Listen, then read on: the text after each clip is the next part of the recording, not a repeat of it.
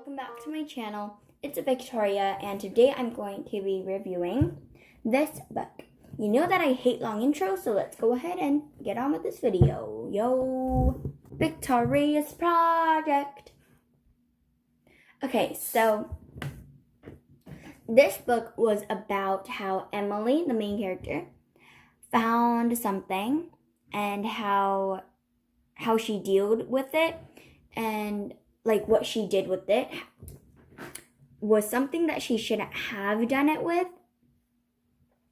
It's something like dangerous. So this thing is a ring, and this ring was meant to be like buried and never to be found ever again, because it brought like a huge like wave and splash of memory to Neptune, and not all of them are good ones. This would make him sad and very, very angry.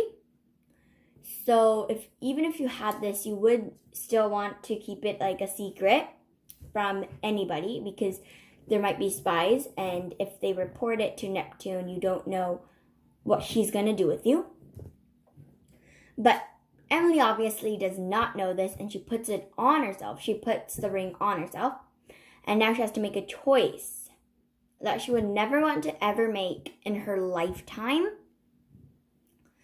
And like, she has to do that. She has to make that choice because she has the ring, and Neptune finds out that she has it, and he doesn't feel like she has that much responsibility to keep that ring.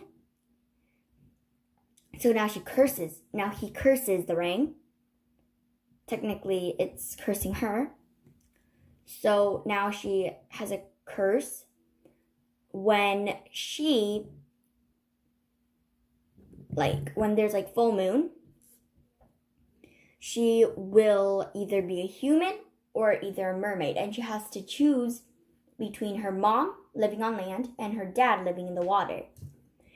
And she does not want to go back to that situation in the first book where she had to be parted from her dad because that her dad married with her mom, and he was in jail in the mermaid world, and her mom didn't even remember about her dad because she was being fed memory drugs. She did not want to go back to the situation again where she had to save her dad from prison and had to get her mom to remember everything about her dad. So she tries to solve this problem and tries to find out about this ring and how to get this off and what to do with it afterward. But because that's like a huge spoiler of the story, I'm not going to say it. And if you want to know what she did with it and how she solved the problem, check out this book for the outcome. Okay, so now I will be talking about the pros and cons, like the good and the bad side of the book.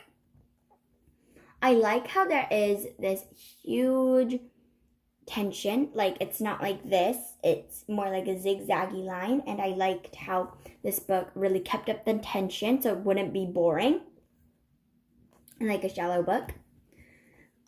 This book, Emily faces this huge big problem, and she is almost about to hit that problem in a second. But then she bounces away from it, technically like solve that problem in the last minute or the last second. And your heart like really pounds fast when she's in the middle of that situation. But when she solves it, you get really relieved, and you're like, phew, like that was a close one.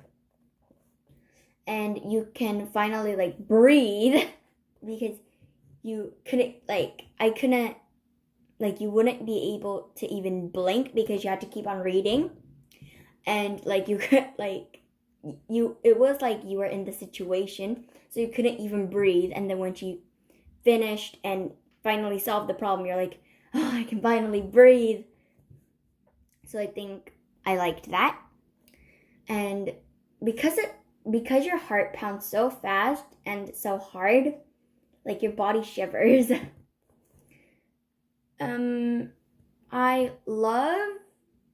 I just love books that make your heart pound and your body like shiver until the problem is finally finished and you can finally breathe and be relieved and be all happy.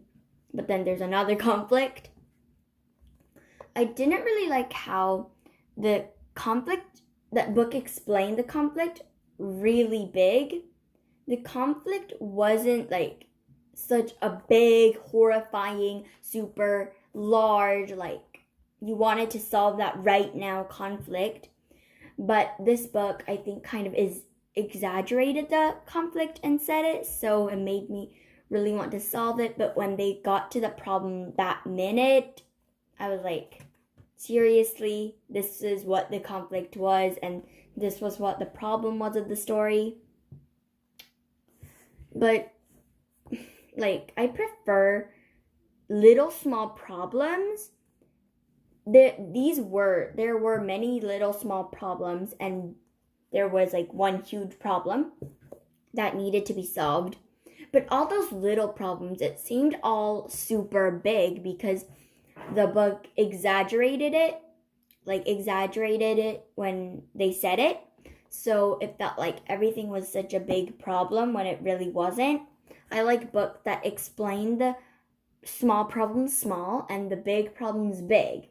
So I kind of wish that they didn't really zoom in on small problems and really, really, really focus on that, because then every section, every page, it's like so big. So I feel like it would be a little lame if that was still going to be continued.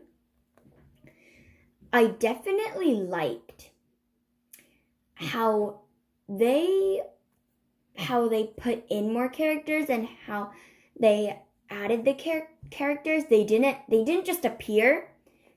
They appeared, they became a character, and they became part of the book because of a meaningful thing that happened. So I think that's really good, like a big meaningful situation, and somebody maybe helped them solve it or something like that. I liked how the characters kept on adding, because it will be meaningful to the next book and Emily.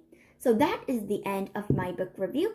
Be sure to like this video if you enjoyed this video.